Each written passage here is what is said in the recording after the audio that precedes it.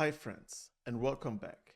You have probably heard politicians defend rich people and people who make a lot of money, or the economy and big firms. That's the core of what's called trickle-down effect. The idea that when wealthy people and businesses are thriving, it eventually, the money, trickles down to the rest of society. The big question here is, does it actually work, or is it just a convenient excuse for giving tax benefits to rich people and businesses? In this video, we will break down what the trickle-down effect really is, the pros and cons for and against it, evidence from the US and other countries, and ultimately whether the economy idea holds up against society. If you enjoy breaking down economy, business, wealth, and personal finance, and how to really become productive, then subscribe to the channel so you don't miss out on videos about these topics. Give this video a like, and now let's dive in. What is the trickle-down effect? In the core, the trickle-down effect is close to the supply side economy. The idea is simple. If you cut taxes for the wealthy people and big companies, then they will spend and invest more money. They will eventually hire more people and grow the economy. And as they spend all this money and invest, these benefits will trickle down to those who are in the middle or lower income brackets. It is often used to justify cutting taxes for corporates, cutting capital gain taxes, or giving tax breaks to high-income individuals. Supporters argue that when you support businesses' growth at the top, then you will indirectly help the poor people, because as the pie grows, everyone gets a bigger slice. The argument for trickle down. Let's be fair, there are good reasons why people believe in this model. First, there is an incentive to invest. Lower taxes on the wealthy encourage them to put more money into businesses, real estate, or innovation. Number two is job creation. If companies have higher after-tax profits, they can expand, open new locations, and eventually hire new people. And number three is global competitiveness. Countries with lower corporate taxes attract investments from foreign countries, with theoretically boosting local economies as well. Supporters often point to the 1980s under Ronald Reagan as a US president. Under his leadership, with large tax cuts, coincided with economic growth. See the argument? When we free up capital at the top, we will flush economy with money. The criticism. Here's where the criticism comes in place. First, wealth concentration. Critics argue that the wealthy often do not reinvest in the way that the trickle-down effect said supposed to.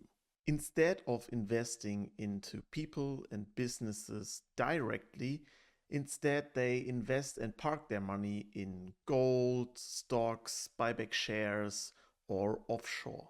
Number two is wage stagnation. Even as corporate profits are growing massively in the US in the 1980s, for the middle class workers, the wages didn't rise. So while the rich got richer and fast richer, the middle class never got their cake or any part of it.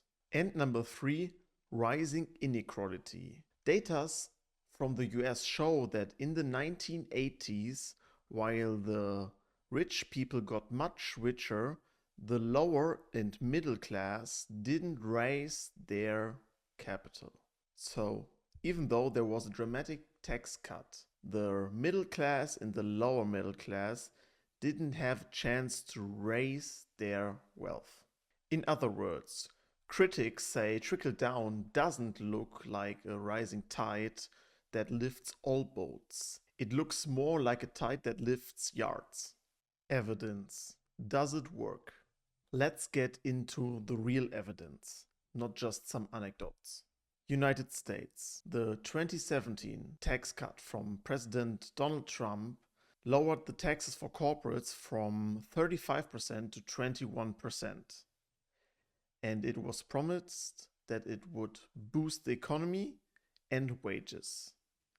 While corporate profits surged, the real wages didn't rise. Number two, an OECD studies show that lowering taxes for the rich does little to boost the long-term growth. In fact, policies that invest into education, infrastructure, and healthcare tend to have a much stronger impact on the economy.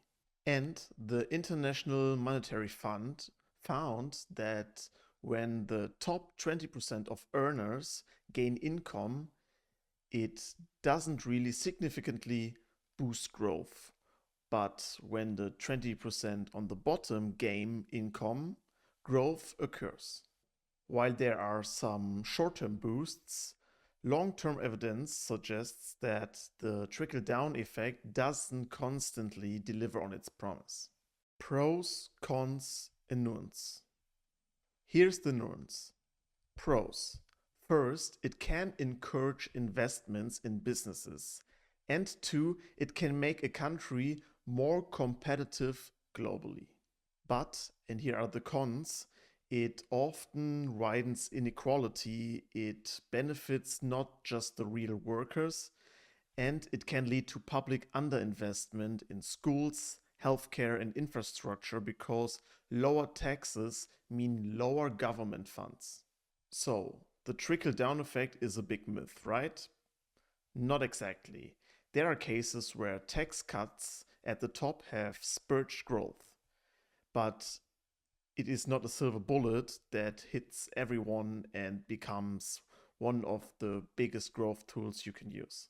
It's not helping everyone, while better healthcare, better investments into infrastructure and into education helps everyone. Like most things in economy, the truth is messy. So here's the bottom line. Problems like inequality, growth, and opportunities are not easy to handle. They don't have easy solutions. The trickle-down effect might sound good in theory, but in practice, it is not clear whether it helps.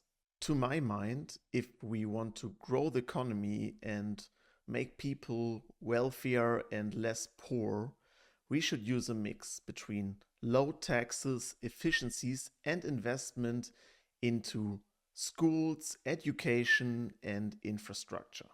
So let's support everyone with lower taxes and a great infrastructure. But what do you think? Tell me in the comments and give this video a like. And of course, subscribe to the channel so you don't miss out on other videos about productivity, growth, economics, personal finance, and so much more. Thanks for that, and see you in the next one. Cheers.